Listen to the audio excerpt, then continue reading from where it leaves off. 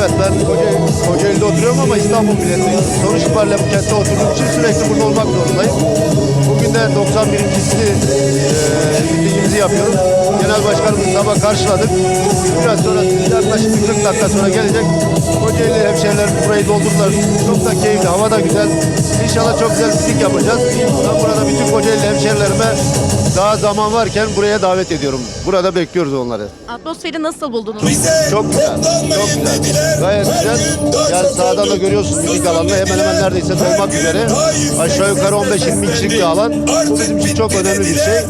İnsanlar artık evde oturmuyorlar. Eskiden evde oturanlar şimdi pijamaları çıkarıp üstünü giyip mitinglere geliyorlar. O yüzden çok keyifliyiz. Umarım her geçen gün biz bunu daha çok yoğunlaştırırız, daha fazlalaştırırız ve Türkiye'de bu iktidara karşı Cumhuriyet Halk Partisi iktidarı hep beraber kurmuş oluruz.